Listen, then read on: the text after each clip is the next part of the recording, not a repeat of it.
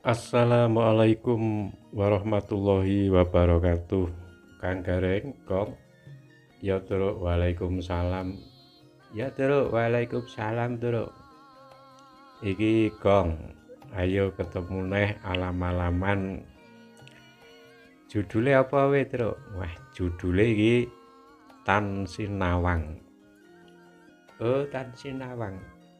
Tegese artine apa kuwi Truk?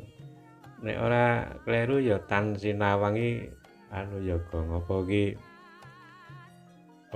Gong iki ketok iki kok iki bahasa ora iso disawang itu tegese ora iso didelok. Oh coba isine kaya ngapa Truk? Gusti wujud Tan Sinawang. Pranyata bener kuwi. Mlebu akal Nora ngayawara. Ana donya nyata buktine. Wujud Tan Sinawang. Kuwi kuman uga hawa. Kena kanggo tuladha nyata nuduhake lamun Gusti iku ana. Nuduhake lamun gaib iku ana. Wah, kuwi maksude piye, Truk? Tan Sinawang, Gong. Gusti sing Maha Kuwasa iki lak Tan Sinawang, tegese ora iso didelok nganggo mripat. Ngono ya, Truk. Lah iki akeh sing awake dhewe mbiyene ya kadang piye iki mosok kon percaya sesuatu sing ora iso didelok mripat. Nah. Oh iya ya, Truk. Mula akeh dijenengke keyakinan ya, Truk. Percayaan ngono kuwi mau. Ane nek ora ana wujude lak ya kadang ana sing percaya, ana sing ora to, Gong. Oh ngono ya, Truk. Iya. Gusti wujud Tan Sinawang. Kuwi jebule nek ndelok nggon ilmu dunia, Gong. Sesuatu yang tidak bisa dilihat dengan mata iki belum tentu kalau tidak ada. Ngono ya, Truk. Malah kadang dianggap ora mlebu akal nek ora ana wujude. Ngono. Ning nyatane bareng awake dhewe ndelok fenomena eneng donya iki sesuatu sing tidak iso didelok nganggo mripat ning ana iki jebule fenomenane eneng. Contone apa, Truk? Nah, contone iki kuman. Kuman utawa virus utawa baksil. Kelak sadurunge dingerteni nek kuwi ana kuman berbentuk makhluk hidup sing ora iso didelok mripat lak mbiyen diarani nek ora eneng ya Gong. Lah iya Truk, ning jebule sesuatu sing ora iso didelok mripat ki jebule eneng fenomenane. Contone ya kuwi mau virus.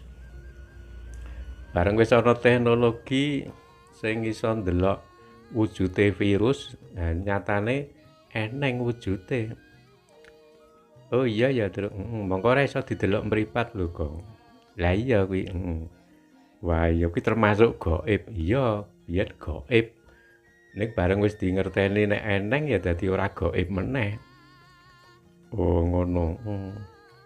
Lah nek anu, Truk, sing ora iso didelok mripat ning ya ora iso didelok nganggo apa alat mergo saka cilike kuwi jare nganggo mikroskop iki sakliyane virus apa lho eneng apa iki mau hawa utawa udara ya Gong. Ayo hawa iki nyatane ya ora iso didelok nganggo mripat ning ya ora iso didelok nganggo mikroskop. Oh, fenomenane nyatane ning donya eneng. Wah iya ya Gong, ayo ora iso didelok mripat, ya ora iso didelok nganggo mikroskop. Ning fenomena ngono eneng ning donya, berarti fenomena kuwi masuk akal. Oh ngono ora ngayawara ya, tegese ora kok tidak masuk akal iki ora. Justru masuk akal sebab iso dibuktekke ana donya fenomenane. Oh iya, monggo awake dhewe, Gong. Nalika awake dhewe ditakoni iki udara iki eneng apa ora? Ah mesti awake dhewe jawab eneng. Percaya, percaya. Monggo fenomenane kuwi padha. Ora iso didelok mripat, tur ya ora iso didelok nganggo alat. Oh iya, apa ya kuwi awake dhewe ora percaya, nyatane fenomena kuwi eneng ning donya. Ha iya, kuwi lak padha karo fenomenane Tuhan ya, Truk. Ya fenomenane Tuhan tidak bisa dilihat dengan mata eneng donya iki, tur nyatane ya ora iso didelok nganggo alat. Oh iya ya. Ah iya ya, Truk. Lho iki kena kanggo tuladha nggo bahan berpikir awake dhewe kanggo meyakinkan awake dhewe nek anane Gusti Sing Maha Kuwasa iki pencipta bumi langit sak isine iki ana. Oh iya, yakin Truk. Akhirnya dadi yakin dengan logika kuwi mau. Wah iya ya Truk. Jebule rasional utawa rasio utawa akal pikirane awake dhewe iki jebule waton apa wae sing diinformasike dening Tuhan sing gawe akale dhewe kuwi mesti sesuai karo akal. Ngono Truk.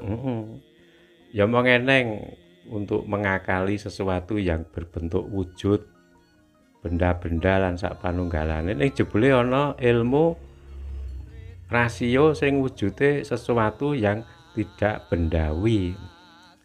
Oh ngono sing ora benda tegese informasi-informasi utawa kabar-kabar lan sak panunggalane iki kuwi iso dibuktikan dengan ilmu ya ya nganggo rasio.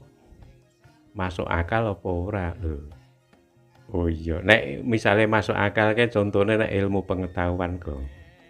Ha ya fenomena sing ana donya kuwi diteliti karo para ahli kae ketok wujude. Masuk akal. Ning jebule masuk akal ki ya ora melulu kudu neliti sing berbentuk wujud. Ning sing tidak berwujud ya iso dipikirke nganggo rasio. Nganggo akal. Ngono ya kok ngeke. Sebabe apa lho sebabe iki ilmune iki wae umpamane iki agama lak saka Gusti Allah. Mesti masuk akal nek saka Tuhan Gusti Allah sing saestu lho, Gong. Kuwi mesti iso ditampa dening akal menungso kuwi mau sebab sing gawe agama ya Gusti Allah, sing gawe akal ya Gusti Allah iki mesti gathuk. Oh ngono ya. Ngono ya, Truk. Iya. Iki awake dhewe sok ger mung terjebak karo berpikir sing hubungane karo benda-benda sing ana donya kuwi mau akhirnya ora kelina sinau sing memikirkan sesuatu sing non benda. Oh iya, non benda iki umpamane tuntunan saka Gusti Allah iki mau utawa kitab suci. Lah awake dhewe lak jarang mempelajari kitab suci. Monggo kuwi iso dirasio bener apa ora informasi sing ana kuwi mau iso dipikirke lah iki padha karo lak sesuai karo rasio apa ora iso dibuktikan ning nggon mempelajari kuwi mau lho Gong. Mula bener nalika Gusti Allah ke awake dhewe didhawuhi tadabbur.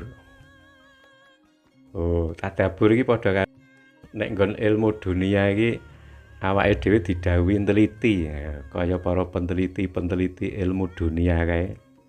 Oh ngono ya Truk. Akhirnya para peneliti ilmu dunia lak menemukan ilmu. Kuwi mergo meneliti utawa mentadaburi fenomena sing ana kuwi mau. Oh ngono. Padha karo nggon agama ya didhawuhi tadabbur, kuwi padha karo ya didhawuhi neliti. Apa bener informasi sing ana kuwi mau masuk akal apa ora lak ngono. Oh iya ya Truk. Informasi saka Gusti Allah antarane surga neraka kuwi bener apa ora terus lan liya-liyane informasi kuwi bener apa ora kuwi lak didhawuhi neliti Truk. Ning nyatane bareng para piyayi sing padha pinter-pinter kae paring dawuh ki nyatane nalika sinau ngaji sing tenan iki jebule ya masuk akal kabeh kok lho. Tegese sesuai dengan rasio. Oh ngono ya. Berdasarkan informasi sing ditampa. Wah iya ya Truk. Mulai iki ya ora ketang Klungsu-klungsu mlaku timik-timik awake dhewe ya sinau sak gaduke sak tekane. Ya minimal ngestokke dawuh Gusti Allah iki dikon maca. Oh iya ya nganti didhawuhi nganti ping 3 kok. Iqra ya kok bacalah. Bacalah, bacalah. Mula ya kok nganti ra tau maca ya bangetan awake dhewe. Ngono ya, Truk. Iki mau Kang Gareng. Wah iya, Truk. Sinau sithik. Iya. Wassalamualaikum warahmatullahi wabarakatuh.